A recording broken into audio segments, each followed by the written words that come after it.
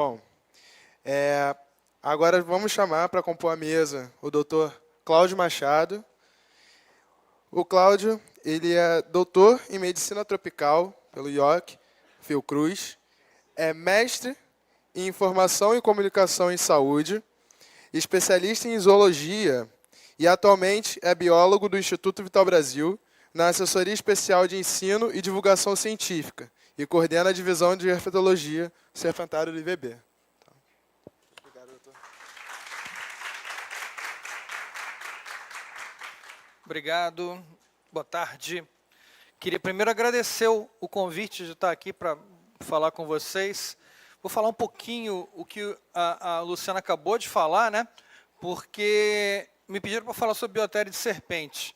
E aí, quando a gente ouviu a primeira palestra da professora Cláudia, quando ela mostra lá os biotérios, aí com os gráficos dos animais que entram no biotério, né? Aí tinha lá os camundongos, os coelhos, as cobaias, eu fiquei procurando as serpentes, onde é que iam sair ali, e aí terminou o gráfico e não tinha serpente nenhuma, porque, obviamente, o número de serpentes em biotério no Brasil, se a gente compara com os outros animais, obviamente é insignificante, mas é muito importante. Toda vez que a gente fala em biotério, normalmente a gente pensa em camundongo, né? E tentar lembrar que serpente também é um animal que entra em biotério. E tem uma diferença nessa história aí, né? Porque o camundongo, ele nasce no biotério e vive no biotério. O coelho também. A serpente, ela vem da natureza na maior parte dos casos. Claro que tem nascimento em cativeiro, mas na maior parte dos casos elas não nascem em cativeiro, elas vêm da natureza.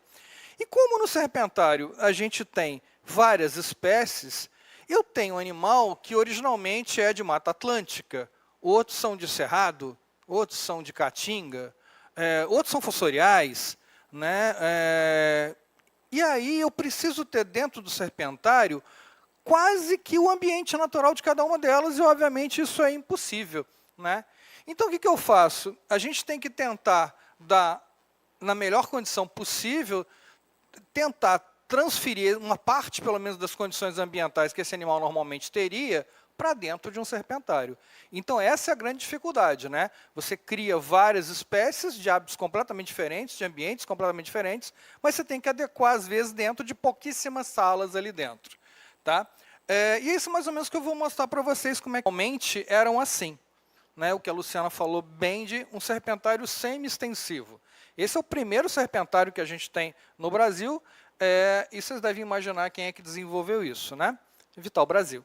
Vital Brasil já desenvolve isso aqui no Instituto Butantan, que existe até hoje, a ideia de um serpentário para visitação pública. Né? Então, o que eu tenho? Eu tenho uma grande área, onde os animais ficam todos soltos e tem pequenos iglus aqui, pequenos nichos, onde eles podem se abrigar.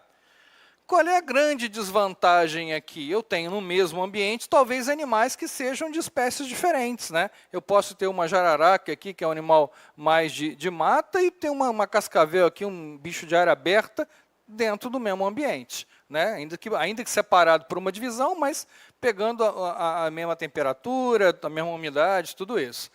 Esse é o grande problema do serpentário semi-extensivo, né? Você não tem um cuidado individual de cada animal. Então, se eu coloco, vamos supor que 50 jararacas aqui e vou alimentá-las, eu coloco 50 camundongos e estou deduzindo que cada jararaca comeu um camundongo. Óbvio que na prática isso não acontece. Vai ter bicho mais faminto que vai comer mais, tem animal que não vai comer tanto, mas a média está mais ou menos colocada. Isso para o nosso serpentário, pensando em produção de soro, não funciona. Então, a gente tem que desenvolver um segundo serpentário, que é o serpentário intensivo. Né? O que a Luciana falou, os animais são criados em caixas de polipropileno e cada animal dentro da sua caixinha. Isso faz o quê? Alguns probleminhas aí. Né? Numa área relativamente grande, eu tenho poucos animais, porque eu tenho que ter uma estante, eu tenho que ter caixa. Então, o número de animais já começa a diminuir em relação à área que eu tenho. E outra coisa, né? Enquanto na natureza o animal pode escolher a sua luminosidade, a sua temperatura, está muito quente, ele vai se esconder debaixo de um abrigo, está muito frio, ele vai para o sol. Aqui ele não tem essa opção, ele está dentro da caixa. Quem tem que dar as condições ideais para esse animal somos nós. Então a gente tem que pensar em temperatura, tem que pensar em umidade, tem que pensar no ciclo de claro e escuro para ele. Então tudo depende do que a gente faz. Tá? E a gente tem no Vital Brasil, o pessoal já falou aqui durante esses dias, mas eu quero relembrar, a gente tem atualmente 2 serpentários. O serpentário da sede do Instituto Vital Brasil, que é o clássico, né, e o serpentário que a gente recém-inaugurou, que é o Centro de Herpetologia e Pesquisa. O Guilherme esteve aqui com vocês, ele comanda a equipe lá do Centro de Herpetologia. Então, esse aqui é o nosso prédio clássico, e na primeira palestra do Fábio ele já mostrou para vocês o prédio, e o serpentário está aqui na nossa sede aqui. E o segundo, né, o lá de Xerém, né, o que a gente carinhosamente chama de serpentário de Xerém, que é o Centro de Herpetologia, que está lindo, está perfeito, porque ele foi criado para ser um serpentário, né, diferente do nosso, que foi uma área adaptada, mas aqui eu tenho um serpentário novinho em folha, e o Guilherme e a sua equipe estão fazendo um excelente trabalho por lá. Toda essa criação de serpente, ela é baseada no que a gente quer? Não, ela é baseada no que a professora Cláudia falou lá na primeira palestra, no guia do CONSEA, que é o Conselho Nacional de Controle de Experimentação Animal. Então, tudo que a gente faz tem uma legislação, a gente não faz porque quer, a gente faz baseado nesse guia aqui. E a primeira coisa que fala nesse guia, aquilo que eu estava falando, é o armazenamento da serpente. Então, o guia diz que a gente tem que ter as serpentes armazenadas em caixas com dimensões de acordo com a espécie. Então, daí vem aquelas caixas que eu mostrei para vocês. Então, 1/3 do tamanho da caixa tem que ser ocupada pelo animal, né? Um mínimo de espaço que ele precisa para a gente tentar dar uma boa condição de bem-estar para esse animal. E aqui estão as nossas caixinhas, ó. Então, repara, são caixas, ainda no Brasil a gente não tem caixas especializadas para a criação de serpente. Na verdade, nos Estados Unidos a coisa é muito melhor. Você tem todo o material que você vai na esquina, compra na loja um gancho, um tubo de contenção, que as meninas ficam enlouquecidas, porque aqui no Brasil o tubo tem de baixa qualidade a beça, e tudo isso. Mas a gente não tem isso, então a gente adapta caixas de camundongo para isso. E aí como é que funciona? Vamos pegar uma caixa dessa, aqui está a nossa caixinha, eu tenho que colocar primeiro um substrato nele, né? E eu vou colocar um papelão do lado nele. Esse papelão do lado ajuda muito em que o fato de ser áspero ajuda nas equidizes das cobras, nas trocas de pele. Você cria uma área de atrito aqui, então facilita que o animal a trocar de pele. Então a gente já está vendo algumas formas que a gente está tentando reproduzir, ainda que de forma bem rudimentar, o que ela é na natureza. Na natureza, a cobra vai se esfregar em gancho, em pedras, em troncos, e vai acabar criando essa área áspera. Então a gente está dando aqui uma área para ela fazer isso. E aí a gente vai dividir essa caixa em 3 partes. Numa das partes, eu vou botar água. Esses animais, cobras bebem água, não sei se vocês sabem, mas cobras bebem água. E no outro terço, respeitando a legislação, a gente tem a cobrinha que fica ali. Tá? Então é isso que a gente trabalha, a gente tenta colocar proporcionalmente o tamanho da cobra em relação ao tamanho da caixa. Sempre é fácil fazer isso? Óbvio que não. Como a gente tem caixas padrões, às vezes a gente tem cobras muito maiores do que cabe aí, a gente vai ter que adaptar. Mas em média a gente consegue fazer isso. Tá? Então, voltando aqui, então, além do tamanho da caixa, a gente tem que ter aquilo que eu falei, um controle de iluminação, umidade e temperatura. Então, todas as salas têm, e aí, obviamente, a gente vai relacionar isso com a espécie da cobra. Animais que vivem em ambientes mais secos ou que vivem em ambientes mais úmidos estão ligados a partir daí. Todos esses registros todas as atividades são registradas através de POPs, de vários POPs. Então, todo o procedimento operacional padrão é determinado através do guia, e aí eu não vou desenvolver isso, porque a gente poderia fazer uma tarde inteira só falando sobre as variações de POPs que a gente tem dentro desse guia. Tá? E os animais são todos identificados através de chips. Tá?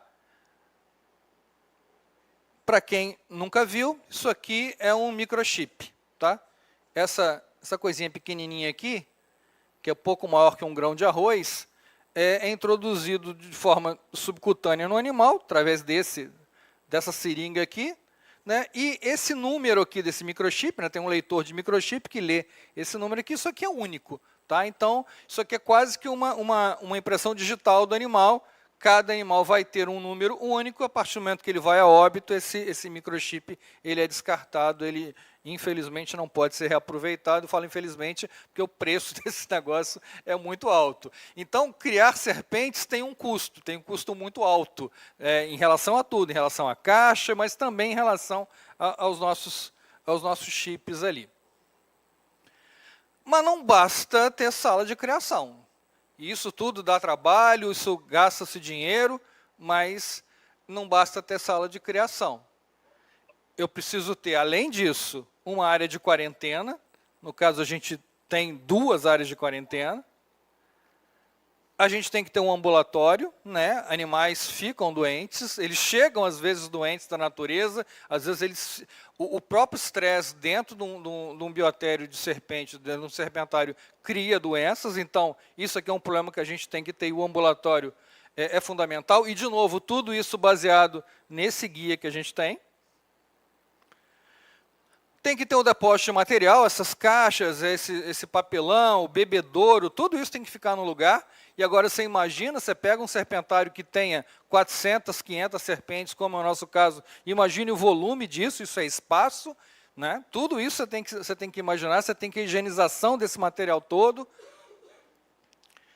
E, que eu falei, a área de higienização. Então, a gente tem que ter toda uma área preparada. Então, muitas vezes as pessoas pensam assim, montar um serpentário é tranquilo, porque é só ter uma sala lá com serpente. Não é bem isso. Tem muito mais coisa. Diria, talvez, que a sala com serpente é uma coisa mais fácil de todo o processo que a gente tem. Tá? Mas, além disso, a gente tem que ter uma coisa que é fundamental. Uma equipe dedicada para isso.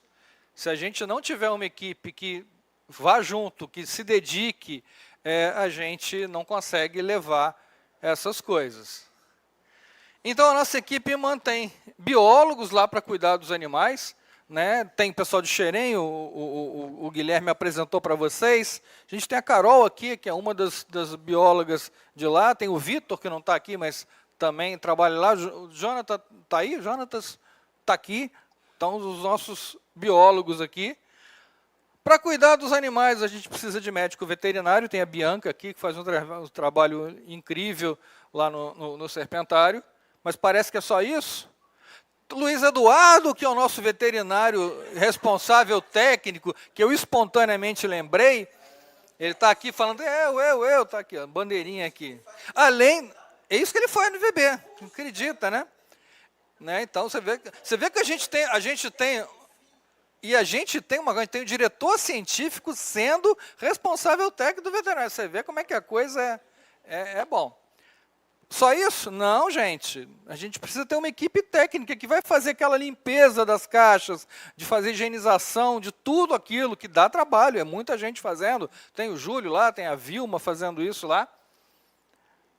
E a gente tem a equipe administrativa que tem que registrar tudo isso que acontece, porque a gente tem relatório para preencher para o INEA, para o próprio diretor científico, para todo mundo. A gente tem a Luísa aqui, que ajuda muito ali a gente, faz um trabalho também incrível. Tem o Levi, tem o Matheus. Cadê o Matheus? Está aí? Está lá fora? Está lá fora, que está trabalhando aqui. Então, essa equipe toda funciona. Acabou? Não, claro que não. A gente tem estagiário também. E os estagiários também fazem o trabalho. Júlia não está aí, não? Foi para a aula, né? Júlia foi para a aula. Júlia e Alexia são os nossos estagiários lá. E óbvio que eu não falei do pessoal de Xerém, porque o Guilherme aqui já apresentou a vocês no primeiro dia. Quero mostrar agora quem a gente cria, né? Quem são os artistas do serpentário. Né? Então, a gente tem algumas espécies lá. As jiboias, que não tem veneno, é óbvio, mas servem para a gente para treinamento de manejo e educação ambiental. Porque, além do trabalho que a gente faz da criação dos animais, os biólogos de lá dão treinamento. Né? Tem toda uma área de educação que é fundamental. Tá? Então, jiboia é muito utilizado para a gente nos treinamentos. Como a gente está falando de veneno, 50% do nosso do nosso soro usa o veneno de jararaca, né? E qual é o detalhe aqui? Jararacas têm muitos filhotes por gestação. Então, agora que está começando a esquentar, o número de animais no plantel vai começar a subir absurdamente, né? Eu posso ter numa jararaca 30 filhotes. Então, se 2 fêmeas parirem, a Carol fica louca, porque do dia para a noite ela tem 60 bebezinhos para cuidar, onde ela não espera. E isso significa arrumar comida para eles. E aí ela vai encher o saco lá do biotério, que tem que arrumar 60 neonatos do dia para a noite e ninguém estava esperando por isso. Ou seja, essas programações nem sempre podem ser feitas com antecedência, porque como isso aqui é vivo, a gente não sabe o que vai acontecer. Tá? Além de jararaca, tem as maiores. Tem um jararacuçu, que uma fêmea pode chegar até 1,80 m de comprimento. A gente tem bichos muito grandes lá. Então, ter espécies de grande porte é outro complicador, porque é mais difícil de você poder fazer o manejo e eu preciso de uma estrutura maior ainda, eu preciso de caixas maiores, é tudo mais ganchos maiores, é tudo mais complicado. Tá? Então, vocês estão vendo que cada espécie dessa tem uma característica própria. E isso implica em mudar completamente a forma que você faz o manejo. Então, não é aquela coisa de um biotério de camundongo, que tem um camundongo e tem milhares, mas eles são todos iguais. Aqui a gente não tem isso, a gente tem uma variação muito grande. A nossa urutu-cruzeiro, né, que também a gente usa por causa da produção de veneno, né, porque o soro usa veneno de Botrops alternatus. E qual é o nosso problema? Tem uma baixa ocorrência no Rio de Janeiro. Então, a gente, às vezes, não tem um número suficiente, e aí tem que pensar em trazer de outros estados, fazer parceria. Se o Cevap tiver urutu, a gente agradece. Então, pode doar mais. Não tem... Viu, então? E essa coisa dos intercâmbios entre os institutos de pesquisa também ajudam muito nisso. O que mais que a gente tem? Tem a nossa cascavel, que está sendo a nossa praga no Rio de Janeiro, né? Essa é o contrário, a gente tem até demais. Se quiser cascavel, a gente está distribuindo aí também. No final, a gente vai, se o Luiz Eduardo permitir, no final a gente vai sortear uma cascavel para a plateia. A gente quer se livrar desses bichos, né? Quem for sorteado ganha 3 cascavéis. Tá? Esse é o nosso problema. E outros problemas, né? A gente tem a maior serpente peçonhenta das Américas, que é a surucucu, que é a Lachesis muta, e agora, graças ao Breno ali, a Lachesis rombeata também, porque ele fez o nosso prazer de descrever mais uma espécie. Agora temos 2 Lachesis no Brasil, e é um animal que é muito difícil de adaptar em cativeiro. Tá? Tem todo o Guilherme chegou a falar um pouco disso na palestra dele na terça-feira, né? E a gente teve que desenvolver uma estrutura maior. A gente foi, há 3 anos atrás, eu e o Guilherme fomos para Costa Rica, para o Clodomiro Picado, o instituto onde ontem vocês viram a palestra do Gutierrez, né? E lá a gente viu com eles desenvolvem um outro tipo de estrutura. Tá? Isso aqui está em Xerém, tá? Então são caixas dentro de caixas maiores, para que o animal se sinta ainda mais confortável, porque realmente manter esses animais em cativeiro é bem complicado, e a gente está tendo êxito, como o Guilherme falou, há mais de 20 anos que a gente não tem o número de láqueas que a gente tem hoje no Vital Brasil, né? E Xerém está ajudando enormemente nesse tipo de coisa. Guilherme é um cara extremamente dedicado para isso, e se a gente tem esse número grande, muito em função do trabalho dele lá. Tá? Mas só para vocês verem como é que a estrutura muda. A gente fica pensando naquela coisa de caixinha, e aí quando você vai ver, não dá para ser na caixinha, tem que adaptar. O que mais que a gente tem? A gente tem as corais verdadeiras, que estão também lá em Xerém. E o problema da coral qual é? Não é mais a caixinha, né? Porque os corais são animais pequenos, elas são animais de difícil alimentação. Então, muitas vezes, coral não abre muito a boca, coral abre a boca 30 graus só, não consegue comer camundongo. Coral come outras cobras, come alguns invertebrados, e às vezes é difícil a gente ter filhote de jararaca para alimentar. Então, em alguns momentos, a gente tem que fazer esse tipo de coisa, que é alimentar o animal por sonda quando é necessário. Tá? Isso é um risco, óbvio. Tá? Você vê como é que um animal que tem uma presa anterior, ainda que pequenininha, mas fica muito próximo do dedo do operador, então também é um risco. A própria alimentação também é um risco aí. Tá? E tudo isso para a gente cumprir o nosso objetivo, né? Que é a produção de soro. né? Tudo que a gente faz, em última análise, além da parte de divulgação científica, além da parte didática, a gente tem como objetivo essa produção do nosso soro. E era só para dar uma ideia geral para vocês. Espero que vocês tenham gostado das fotos da apresentação, que foi feita pelo Edson, que está aqui. Queria agradecer essas fotos lindas dos bichos desse rapaz aqui, que é o nosso fotógrafo oficial. Quem tiver interessado em pegar essa apresentação toda, tem aqui um QR Code que você baixa, pode estar no teu celular, nesse exato momento, só clicar ali. Eu queria agradecer muito a oportunidade de ter batido esse papo com vocês, e depois a gente conversa mais quando a gente terminar. Obrigado.